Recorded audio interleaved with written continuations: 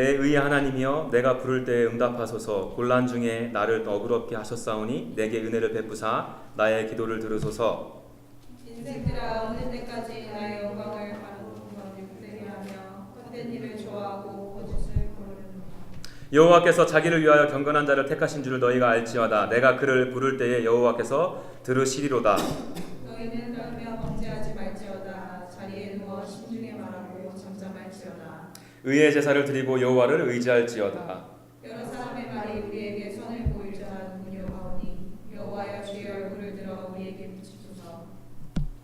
주께서 내 마음에 두신 기쁨은 그들의 곡식과 새 포도주가 풍성할 때보다 더하니이다.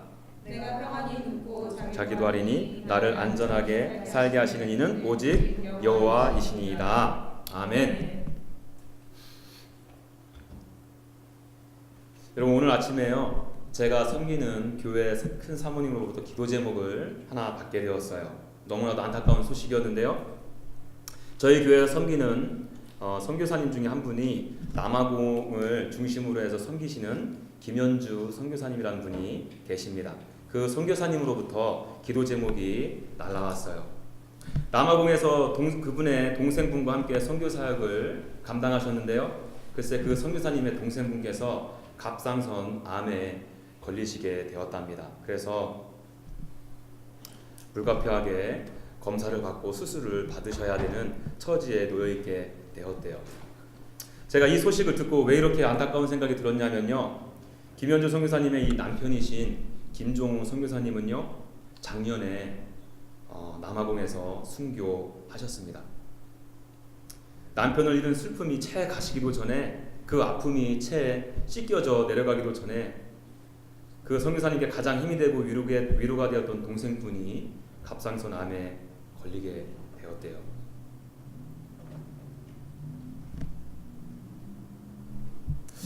저는 사모님으로부터 이 소식을 접하고 아침에 가게에서 눈물이 많이 나더라고요.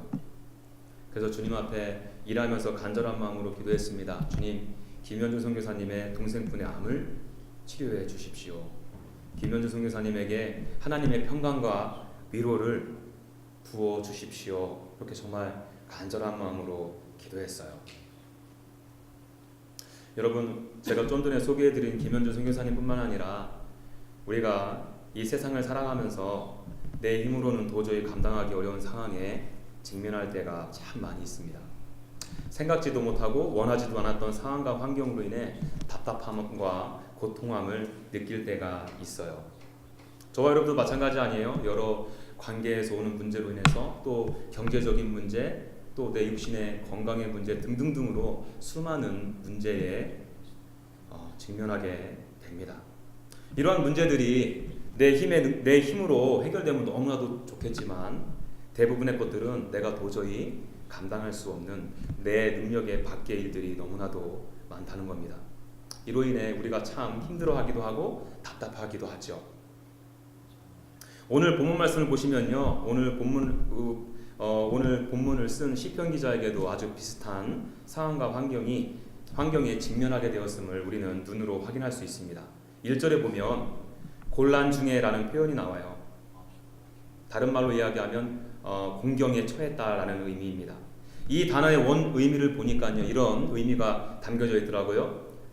몸을 운신할 수 없을 만큼, 꼼짝달싹 할 수 없을 만큼의 답답함을 느낀 그 고통의 때. 여러분, 이 단어 하나로 지금 시편 기자의 심정이 어떠한가 한눈에 알 수 있는 것 아니겠어요?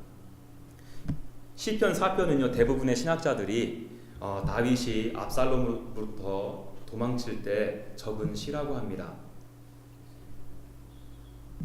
압살롬에게 도망칠 때 다윗에게는 어떠한 곤란함, 공공함이 있었을까요? 어떠한 꼼짝달싹 할 수 없는 마음의 답답함과 큰 고통을 느꼈을까? 제가 몇 가지 생각해 봤는데요. 먼저는요, 배신감에서 오는 고통이 있었을 거예요. 압살롬은 누구였습니까? 바로 다윗이 배 아파서 난 친아들이었어요. 자기 자신이 믿었던 가족으로부터 철저히 배신을 당했습니다.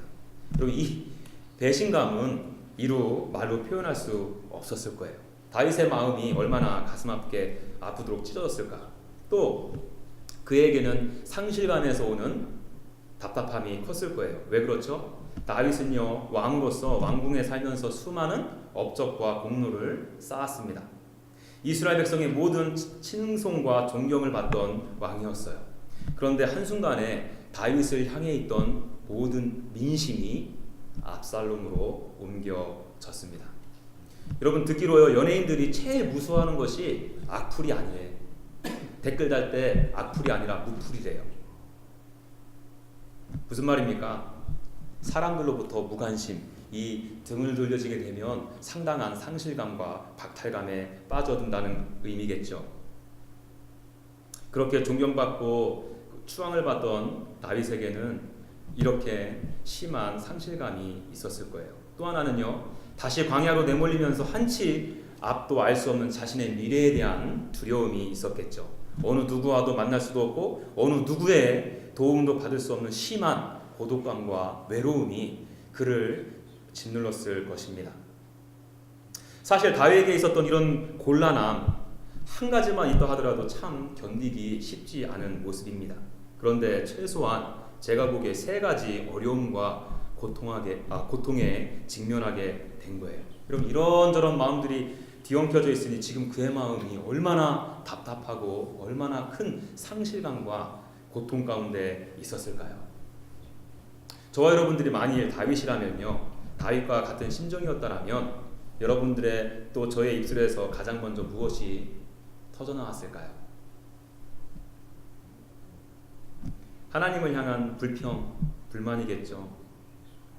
내가 어떻게 하나님의 나라를 위해서 일했는데 한순간에 이게 뭡니까? 배신당할 사람이 없어서 내가 가장 아끼고 신뢰하던 아들에게 배신을 당해야 합니까? 저 얼마 전까지 사울 왕에게 쫓겨가지고 황궁한 지 얼마 안 됐는데 또다시 쫓겨다니며 광야를 헤매야 합니까? 그런데 오늘 다윗의 고백을 들어보십시오. 7절 8절입니다. 우리 함께 큰 목소리로 읽어볼까요? 시작. 주께서 내 마음에 두신 기쁨은 그들의 곡식과 새 포도주가 풍성할 때보다 더하니이다. 내가 평안히 눕고 자기도 하리니 나를 안전히 살게 하신 이는 오직 여호와이십니다. 여러분, 다윗의 고백 안에 불평과 불만을 찾아볼 수 있습니까? 아니죠. 오히려 기쁨이 넘쳤다고 해요. 세상에서 주는 풍요로움과 물질보다 더 기쁨이 넘쳤다라고 지금 고백하고 있습니다.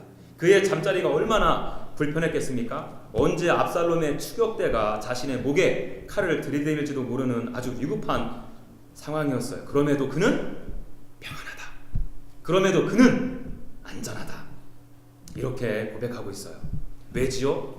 바로 뒤에 나오죠. 여호와 하나님 때문에. 여러분, 7절과 8절의 흐름을 보십시오. 다윗에게 있어졌던 기쁨과 평안의 뿌리가 어디에 있었다고요? 여호와 하나님께서 함께 하심에 대한 확신으로 그가 기뻐하고 그가 평안하다 고백할 수 있었던 것입니다. 여러분, 궁금하지 않으세요? 시편 4편 1절에는 내가 곤란함에 빠져있다라고 내 자신의 심정을 토로했는데 어째서 7절 8절에는 이렇게 기쁨이 넘치고 이렇게 평안이 넘치게 되었을까? 저는 궁금했어요. 그래서 이 질문을 가지고 오늘 시편의 말씀을 읽고 또 읽고 하다가 한 가지 저에게 답을 주셨는데요. 그게 뭔가 하면 1절 하반절을 눈으로 보십시오. 내게 은혜를 베푸사 나의 기도를 들으소서. 기도했네요. 또 3절 하반절에 내가 그를 부를 때 여호와께서 들으시리로다. 발음이 이렇게 안 되네. 여기서는 불렀대요, 여호와 하나님을. 그리고 6절에 여호와여 주의 얼굴을 들어 우리에게 비추소서. 주의 얼굴을 구했어요. 여러분, 기도했다, 부르짖었다, 또 주의 얼굴을 구했다. 이것을 통해서 우리가 알 수 있는 것이 무엇입니까? 다윗은 하나님을 간절히 찾았다는 거죠. 철저히 주님께만 매달렸음을 우리가 확인할 수 있습니다. 여러분, 다윗의 심정을 참 잘 표현한 찬양이 있는데요. 좀 전에 찬양했죠. 제가 사실은요, 이 찬양 한 2, 3주부터 집에만 가면 이 유튜브로요, 이 찬양 틀어놓고 얼마나 많이 따라했는지 모르겠어요. 그 찬양이 뭔가 하면 히즈윌의 광야를 지나며라는 찬양입니다. 좀 전에 불렀던 가사를 생각하면서 한번 들어보시겠습니까? 기억은 좀 나시죠? 왜 나를 깊은 어둠 속에 홀로 두시는지, 어두운 밤은 왜 그리 길었는지, 나를 고독하게 나를 낮아지게 세상 어디도 기댈 곳이 없게 하셨네. 여러분, 좀 전에 제가 소개해드린 남아공의 김현주 선교사님과 지금 같은 상황 아니에요? 본문의 다윗과 같은 상황 아닙니까? 이때 주님을 찾아 주님과의 어떤 관계가 세워지는지 계속해서 들어보십시오. 주님만 내 도움이 되시고, 주님만 내 빛이 되시는, 주님만 내 친구 되시는 광야, 주님 손 놓고는 단 하루도 살 수 없는 곳 광야. 여러분, 다윗에게 있어서 광야는 처절한 곳이었습니다. 처참한 곳이었어요. 상실감과 배신감과 두려움이 공존하던 곳이었습니다. 아무것도 어떤 누구도 의지할 곳이 없는 곳이었죠. 그곳에서 다윗은요, 주님을 간절하게 찾습니다. 주님의 얼굴을 구해요. 그 가운데 주님과의 관계가 더욱더 아름답게 세워져 가는 것을 우리가 확인할 수 있습니다. 여러분, 이것이 우리가 광야를 지날 때, 또 광야를 지나게 하시면서 주님을 찾고 구하게 하는 것이, 이것이야말로 저와 여러분들에게 주시는 하나님의 위장된 축복입니다. 여러분, 솔직히요, 여러분들 가운데 지금 다윗처럼 광야의 길을 지나고 계신 분들에게 이 말씀을 드리는 것이 참으로 조심스럽습니다. 왜냐하면 그 고통과 아픔은요, 당사자가 아니고서는 이루 말할 수 없기 때문입니다. 그 어두운 터널을 지나갈 때, 그 눈물의 골짜기를 지나갈 때 너무나도 고독하고 외롭기 때문에. 여러분, 그럼에도 제가 확신 가지고 말씀드릴 수 있는 것은요, 제가 조금 있다가 저의 간증도 여러분들에게 나눠드릴 건데요, 저와 여러분들이 그 상황 가운데 주님을 찾고 구할 때 주님께서 나에게 그 광야를 지날 수 있는 힘과 능력을 부어 주십니다. 그 광야 가운데 주님을 찾음으로 주님의 마음을 저와 여러분들이 명확하게 보게 될 것이고요, 주님의 음성이 어느 때보다도 더 확실하게 여러분들의 귀에 대고 말씀하시는 것처럼 크게 들려지게 될 거예요. 그 관계를 통해서 나의 하나님이 나를 얼마나 사랑하시고 귀히 여기시는지 온몸으로 깨닫게 될 것입니다. 제가 부디 바라는 것은요, 여기 계신 모든 분들이 광야를 지나며 갖게 되는 영적인 축복을 받아 누리시기를 간절히 소망합니다. 자, 이번에는요, 제가 좀 전에 광야에서 주님을 찾는 것이 나에게 위장된 축복이라고 말씀을 드렸는데요, 왜 그것이 정말 저에게, 나에게, 여러분들에게 축복이 되는지 좀 더 자세하게 한번 살펴볼게요. 오늘 본문 말씀을 통해서 저는 두 가지를 묵상하게 되었습니다. 첫 번째는요, 교만이 깨어지는 축복을 얻게 돼요. 저는 얼마 전에 진 에드워드가 지은 세왕 이야기라는 책을 읽었는데요, 그 책에서는요, 제목 그대로 이 세 명의 왕이 등장합니다. 다윗을 중심으로 사울 왕과 압살롬 왕이 소개되어지고 있어요. 제가 그 책을 쭉 읽어나가다가 밑줄 그은 부분이 한 부분이 있는데요, 하나님께서 다윗이 사울로부터 도망다니도록 허락하신 이유를 그 책에서는 한 문장으로 표현합니다. 그것이 뭐냐면 다윗 안에 있는 사울 제거하기. 여러분, 이 한 문장 안에 하나님께서 다윗을 택하시고 다윗을 광야로 내모신 이유를 한눈에 알 수 있는 것 아닙니까? 그것이 뭐라고요? 다윗 왕 안에 있던 사울을 제거하기. 여러분, 그렇다면 다윗 왕 안에 있던 사울은 무엇을 의미할까? 한마디로 말하면 교만입니다. 사울이 하나님으로부터 왕권을 박탈당한 가장 큰 이유가 바로 무엇 때문이었기 때문에? 바로 교만. 그러니까 하나님께서는요, 다윗을 통해 광야를 지나게 하셔서 다윗 안에 있었던 사울됨이 제거되어지기를 원하셨던 거예요. 그 다윗 안에 있는 다윗의 그 교만이 산산이 부서지기를 원하신 것입니다. 오늘 본문에서도 하나님의 그 의도를 엿볼 수 있는 구절이 있는데요, 2절 말씀 눈으로 보십시오. 인생들아, 어느 때까지 나의 영광을 바꾸어 욕되게 하며 헛된 일을 좋아하고 거짓을 구하려는가. 또 4절, 너희는 떨며 범죄하지 말지어다. 자리에 누워 심중에 말하고 잠잠할지어다. 이 말씀은요, 사실 다윗이 다윗을 공경에 빠뜨린 자들에게 지금 선포하는 소리예요. 다윗이 그들에게 이렇게 말할 수 있었던 이유는요, 다윗 내면에 사울된 이 교만이 있었음을 철저히 깨달았기 때문입니다.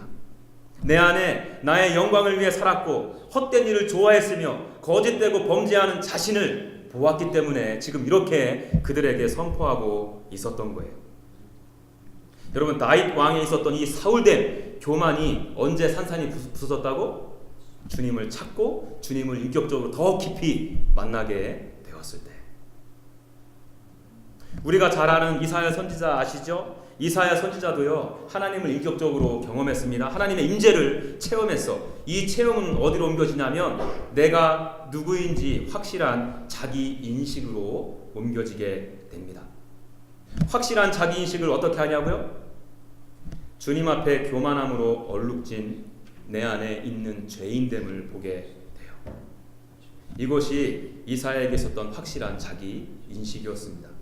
이사야서 6장 5절, 그때 내가 말하되 화로다 나여 망하게 되었도다. 나는 입술이 부정한 사람이요 나는 입술이 부정한 백성 중에서 거주하면서 만군의 여호와의 신 왕을 배웠음이로다 하였더라. 여러분, 이것은요 신약의 베드로에게서도 아주 동일하게 나타납니다. 누가복음 5장 8절, 시몬 베드로가 이를 보고 예수의 무릎 아래에 엎드려 이르되 주여 나를 떠나소서 나는 죄인이로소이다. 이 배경 다 아시죠? 밤새도록 수고해가지고 그물 던졌는데 한 마리도 못 잡았어요. 근데 예수님께서 임재하셔서 나타나셔서 거기 그쪽에 깊은 곳에 그물 던져. 그물이 찢어지도록 그물을 잡고 나서 나타난 반응이에요. 여러분, 베드로가 확실하게 자기 인식을 하게 된 경위가 어떻게 됩니까? 예수님께서 고기를 많이 잡아주셔서 그물이 찢어져서? 아니죠. 그 사건을 통해 예수 그리스도의 전지전능하심을 보았기 때문에, 예수님의 실제를 그가 보았기 때문입니다. 그 실제 앞에 내 자신의 죄인됨을 보게 된 것이죠. 확실한 자기 인식. 여러분, 좀 전에 제가 소개해드렸던 찬양 있잖아요. 후반부의 가사가 또 이렇게 돼. 한번 들어보세요. 주께서 나를 사용하시려 나를 더 정결케 하시려 나를 택하여 보내신 그곳 광야, 내 자아가 산산이 깨지고 높아지려 했던 내 꿈도 주님 앞에 내어놓고. 여러분, 여기서도 지금 이 찬양의 고백이 자신의 교만이 깨지고 높아졌던 자아가 부서졌다고 고백하고 있네요. 우리가 광야를 지나면서 주님을 찾음으로 주님을 깊이 만나게 될 때 우리에게 주시는 축복이 바로 이것입니다. 내 안에 있는 사울이 죽어, 내 안에 있는 교만이 산산이 깨어지는 역사가 일어나게 됩니다. 그 안에 주님의 뜻만이, 주님의 마음만이 자리 잡게 될 것입니다. 그래서 하나님께서 원하시는 주의 종으로 하나님께서 마음껏 사용하시는 충성된 일꾼으로 주님을 섬길 수 있게 될 거예요. 여러분, 좀 전에 말씀드렸던 이사야, 베드로, 오늘 본문에 나오는 다윗, 하나님께 어떻게 사용되어졌습니까? 다 아시죠? 바라기는요, 저와 여러분들이 이 축복을 받아 누리는 모든 분들이 되어지기를 간절히 소망합니다. 자, 이번에는요, 왜 광야에서 주님을 찾는 것이 나에게 위장된 축복인가? 두 번째는요, 우리 다 같이 한번 6절 말씀 읽어볼까요? 6절 말씀 시작. 여러 사람의 말이 우리에게 선을 보일 자 누구냐 하오니 여호와여 주의 얼굴을 들어 우리에게 주시소서. 네, 여기 보면 뭐 어렵지 않게 쉽게 할 수 있죠. 그것이 무엇입니까? 주님의 얼굴을 보게 되는 축복을 누리게 됩니다. 여러분, 주님의 얼굴을 본다는 의미는 다른 말로 하면 주님의 영광을 경험하게 된다는 뜻이죠. 우리 많이 살폈잖아요. 출애굽기 32장에 보면 모세가 하나님께 주님의 얼굴, 주님의 영광을 구합니다. 그런 간절하게 구하는 모세 앞에 하나님께서 이렇게 대답해 주시죠. 19절, 여호와께서 이르시되 내가 내 모든 선한 것을 내 앞으로 지나가게 하고 여호와의 이름을 내 앞에 선포하리라. 나는 은혜 베풀 자에게 은혜를 베풀고 긍휼히 여길 자에게 긍휼을 베푸느니라. 여러분, 모세는 하나님의 영광을 구했습니다. 하나님의 얼굴을 구했습니다. 그 영광 가운데 하나님의 선하심을 충만히 경험하게 되었습니다. 이 구절에 특별하게 강조한 게 무엇입니까? 바로 은혜와 긍휼. 모세는 하나님의 영광 가운데 하나님의 무한하신 은혜와 긍휼을 체험하게 된 거예요. 다윗도 마찬가지죠. 다윗은 지금 광야에서 주님의 얼굴을 찾고 구했습니다.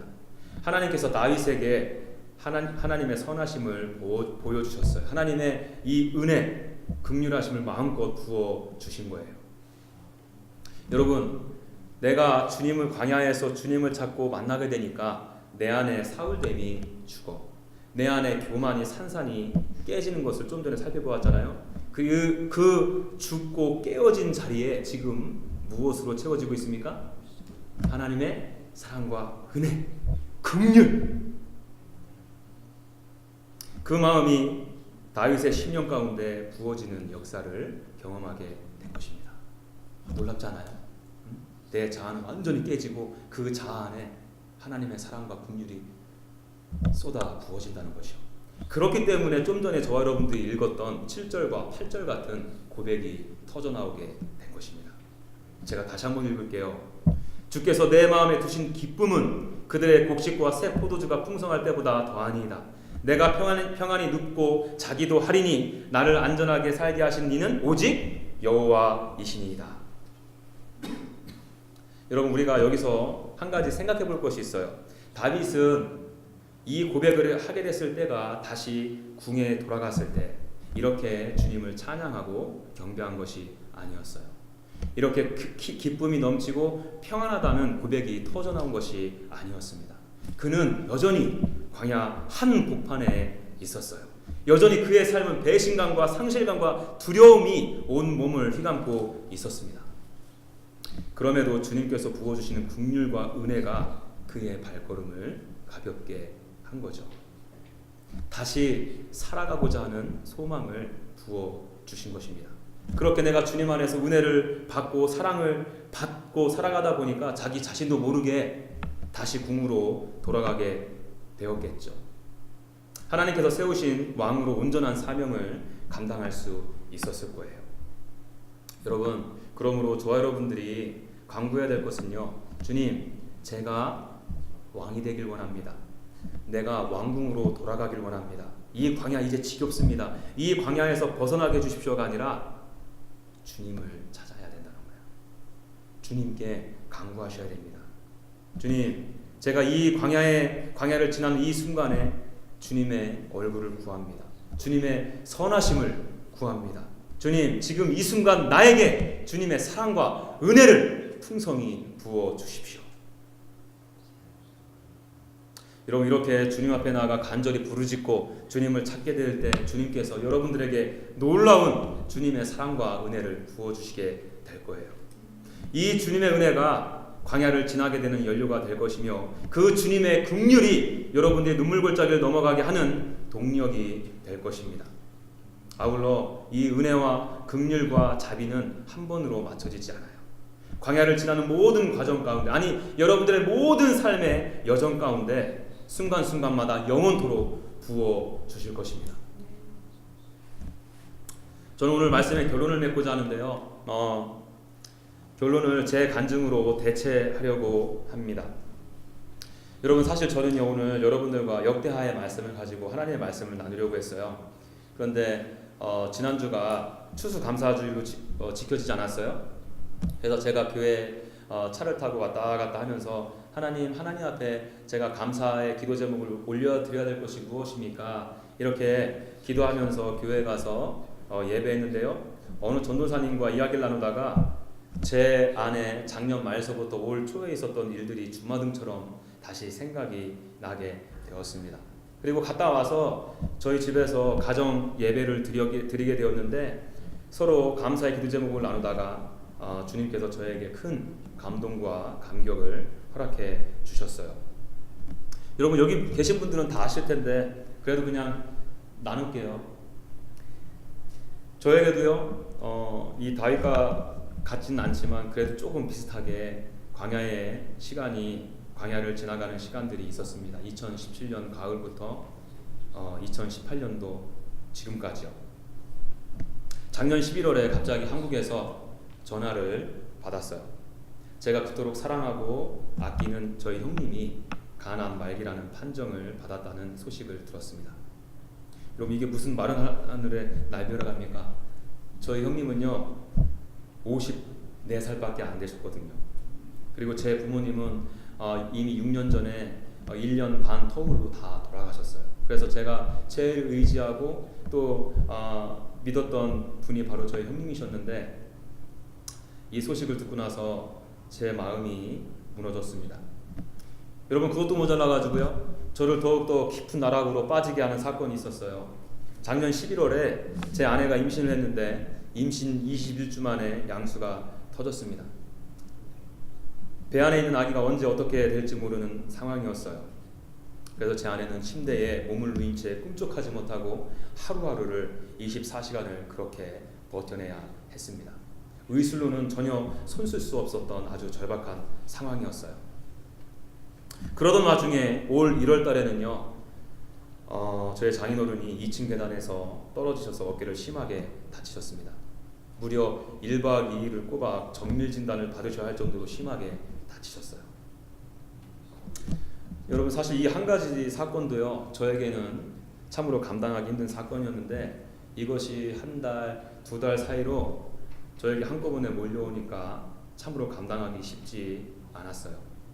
한국에서 걸려오는 전화도 두려웠고, 병원에서 영아에게 걸려오는, 제 아내에게 걸려오는 전화 받기도 얼마나 두려웠는지 모릅니다. 여러분, 그때는 너무 힘들어가지고요, 매일같이 울었어요. 세탁소에서 일하다가 형 생각나서 울고요, 방 안에 혼자 멍하니 있다가 병원에 힘들게 누워있을 아내 생각하면서 울었습니다. 운전하면서 양수 없는 엄마 배 안에서 힘겹게 살아가고 있을 딸아이에게 미안하고 안타까워서 울었어요. 장인어른, 장모님을 잘 섬기고 효도해야 되는데 나 때문에 아버님께서 다치신 것은 아닌가 하는 죄책감에 많이 울었습니다.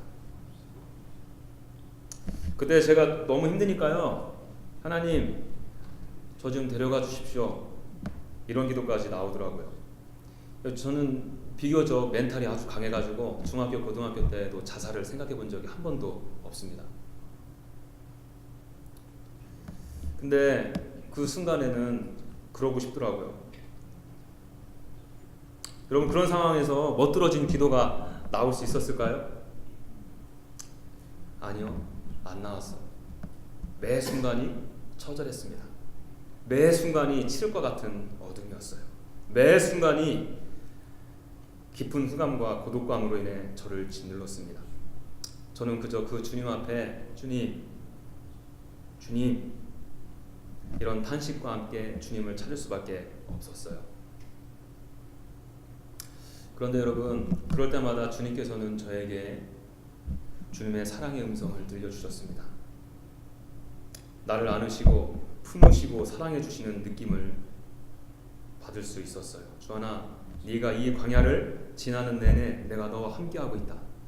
눈물 골짜기를 지나갈 때 내가 너의 눈물을 알고 너의 아픔을 안다. 너의 모습을 보는 내가 지금 더 아프다. 그 음성이 들릴 때면 또 힘을 얻어 나아갔습니다. 그런데 또 인간인지라 또 한국에서 또 안 좋은 소식 들리고 또 병원으로 또 안 좋은 소식 들리고 또 제가 육신적으로 너무 지치고 힘들면 또 좌절하고 낭망하게 되었어요. 그럴 때마다 주님 부를 수밖에 없었습니다. 또 주님께서 그럴 때마다 아주 세밀하게 사랑의 언어로 저를 사랑한다 말씀해 주셨습니다.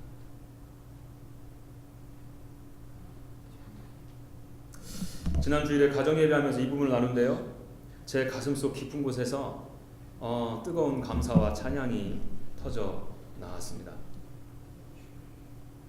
여러분들에게도 성령께서 주시는 마음으로 위로하고 격려하고 싶습니다. 여러분들이 만일 지금 광야의 길을 지나가고 있다면 그것은 정말 위장된 축복이에요. 왜냐하면 제가 경험했거든요. 그 당시는 안 올 것 같, 그 당시는 안 지나갈 것 같고 시간이 멈출 것 같지만 하나님의 시간은 지나갔고 그 지나가는 과정 속에서 하나님께서 저를 낮추시고 그 안에 하나님의 한량없으신 사랑과 은혜를 부어주신 것을 저는 경험했거든요. 그래서 그 전보다 하나님께 더 헌신하게 되었고 하나님께 제 마음을 더 드리게 되었거든요. 여러분들의 삶 가운데 수많은 광야 같은 모습들이, 환경들이, 상황들이 앞으로 수도 없이 펼쳐지게 될 거예요. 여러분 그 가운데 오늘 이 말씀을 통해서 꼭 간직했으면 좋겠습니다. 그 광야를 통해서 주님께서 원하시는 것은 여러분들이 주님을 간절한 마음으로 찾고 주님께서는 그렇게 찾는 여러분들을 만나주시기를 원하기 때문에 그렇게 여러분들이 부르짖고 찾고 나아갈 때 여러분들에게 있었던 사울됨, 교만된 쌍그리 부셔버리고 그 안에 하나님의 사랑과 은혜를 한없이 쏟아 부어주시길 원하시기 때문입니다. 바라기는 이 광야를 지나며 하나님께서 부어주시는 이 축복을 저와 여러분들이 믿음으로 받고 누리기를 간절히 소망합니다. 우리 그 마음으로 하나님 앞에 찬양하며 나아가십시다.